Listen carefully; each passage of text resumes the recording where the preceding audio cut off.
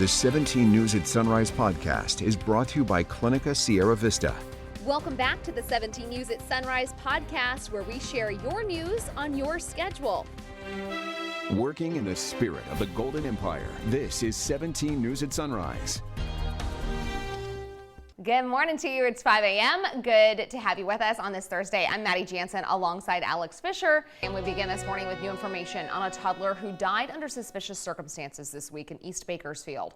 Although it's not confirmed, it appears the 2-year-old may have consumed the deadly drug fentanyl. 17's Marco Torres has more. A candlelight vigil for Ezekiel Rivera, the 2-year-old suspiciously died Monday night. Friends and family came together to pay respects to the toddler. The family has a GoFundMe page to help with funeral costs. On Monday, an hour before midnight, there was a medical emergency on the 9000 block on Sentido Drive near Hillcrest Memorial Park. The child, Ezekiel Rivera, was unable to breathe. A swarm of sheriff deputies flooded the neighborhood, joined by firefighters and ambulance personnel. According to dispatch, the toddler might have been overdosing on drugs. The sheriff's office is waiting on the coroner to report how Rivera died. Fentanyl is still not confirmed.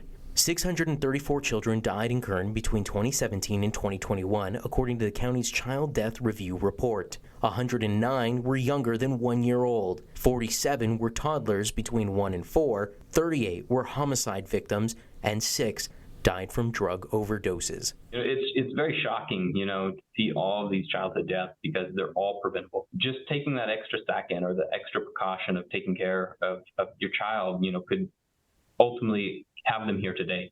Marco Torres, 17 News. You can find the link to the GoFundMe for Ezekiel Rivera on our website, kget.com. Now to one of our signature issues here at KGET, Kern's sober reality. And a deputy with the Kern County Sheriff's Office has been arrested on suspicion of drunk driving.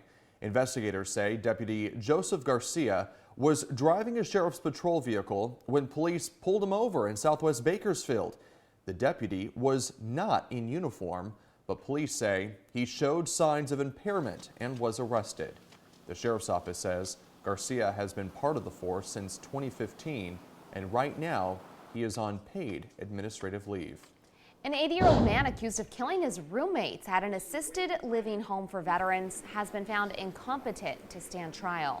It happened last year at the California Veterans Assistance Foundation on Decatur Street. Guadalupe Mojica was arrested last year and charged with first-degree murder. He'll now be sent to a state hospital where he'll be treated in an effort to restore him to competency. Meantime, another man accused of killing a combat veteran has been sentenced to 16 years in prison. It happened about 2 years ago in Oildale.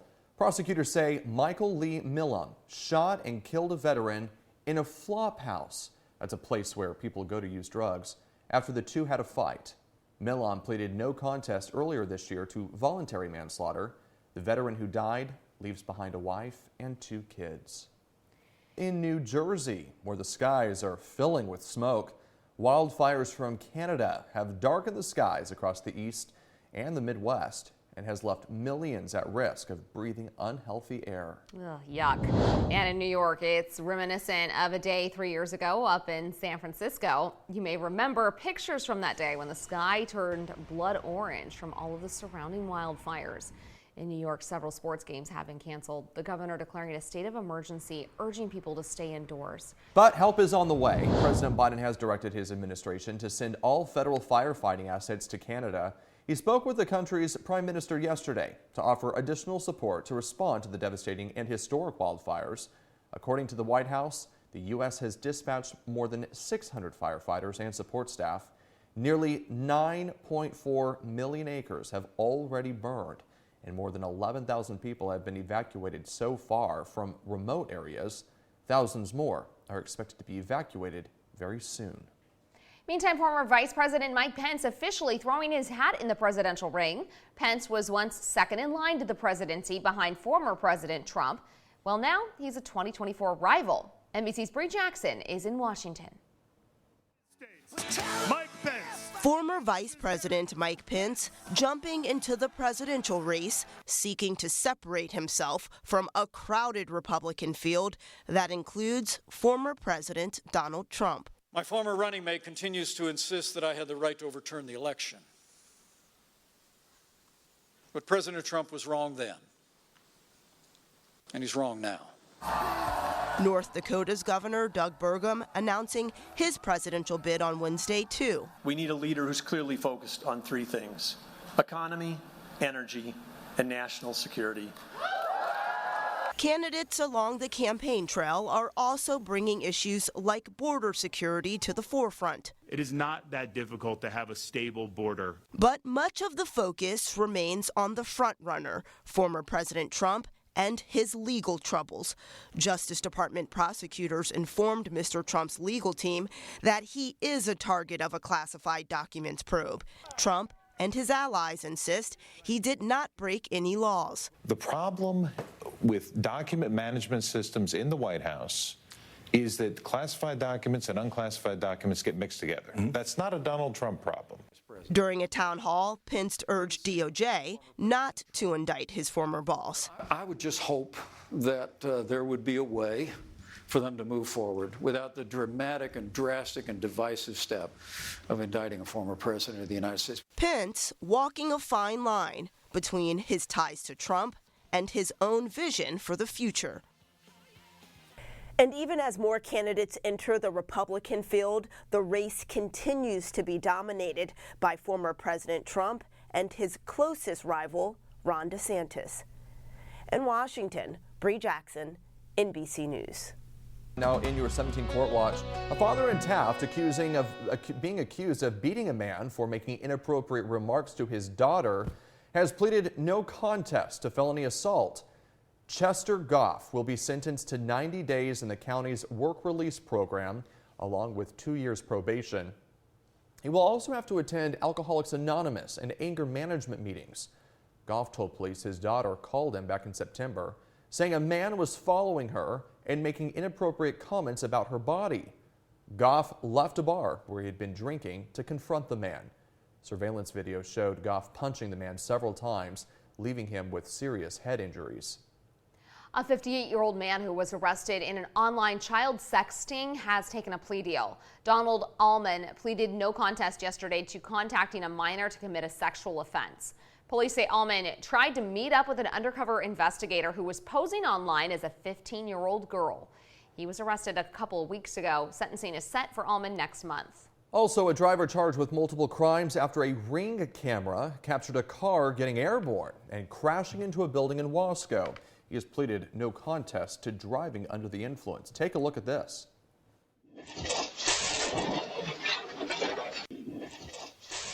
So that crash, you may remember, it happened back in April. Police say the driver, Stephen Castillo, was found a short distance from the crash and arrested. No one inside the building was hurt. Castillo was sentenced to time served and 3 years probation. Turning now to your 17 News follow-up file, Kern County officials held a resource and job fair to help support those who lost their jobs after being furloughed by Bitwise. Former employees were offered food, the opportunity to take headshots for resumes, and job opportunities. 17's Mikhail Armstrong has more. Former Bitwise employees hoping to get a fresh start filled the resource and job fair Wednesday, like Keith Arambula. Arambula was a cook at Bitwise's Bakersfield location and recently made a 6-month mark with the company right before the furloughs. Arambula says he is devastated by the news. Let down. I felt like I didn't really know what to do in that time, just because of the short notice. Short notice is the center of a potential class action lawsuit headed for Bitwise next. Fresno lawyer Roger Benoctor plans to represent more than 100 employees in a lawsuit alleging the company violated the state law that requires companies to give employees 60-day notice of furloughs and layoffs. Bitwise also told employees there were going to be issues with their pay, another matter Benoctor plans to address in the lawsuit. Arambula says that was one of his primary concerns amid the news. That was definitely one of the main concerns of mine, making sure that I do get paid, hopefully, for the hours that I've worked. Arambula worked 2 jobs. Both provided him with a comfortable income. However, that has all changed. I was living paycheck to paycheck with one income, always struggling, but with Bitwise, I always had I had money in the, comfortable in my account, in my bank account, so without that, I'm kind of back to square one again, and I'm hoping that something opens up soon. Yet Arambula says he is still hopeful. I am frustrated that this happened, like I said, so suddenly, but this never stopped me in the past, and I feel like this won't stop me now. Back here at home, a violent clash outside a school board meeting in Glendale as protesters clashed with LGBTQ advocates over school curriculum. The troubling scene coming as schools celebrate and educate diversity mandated by the state. NBC's Miguel Almaguer has details.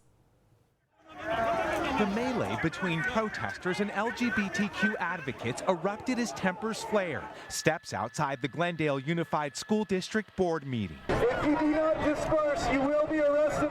As police near Los Angeles declared an unlawful assembly, arresting those who became violent, inside district leaders were forced to take a recess. We are going to need to pause for a moment. The board met to approve a resolution recognizing Pride Month as it's done for years. Officials saying intentional and harmful disinformation has been circulating about what is being taught in our district. Parents want transparency, and then parents want the option to opt out. I think the curriculum is fairly well designed. I know the teachers put a lot of work into it. This week's skirmish, which California's governor called an organized campaign of hate, is just the latest in a series of violent confrontations during Pride Month. Just days ago, protesters clashed outside an LA elementary school where a pride flag was burned. This week, the Human Rights Campaign declared a state of emergency for the LGBTQ community, sounding the alarm over the current political climate and culture wars. Tragically, this has come to our district, but we're really seeing this all over the place. A month of celebration turning into days of confrontations. Miguel Almaguer, NBC News, Los Angeles. The 17 News at Sunrise podcast is a production of KGET and Nexstar Media Group. For more on all of the headlines in today's show, head to kget.com.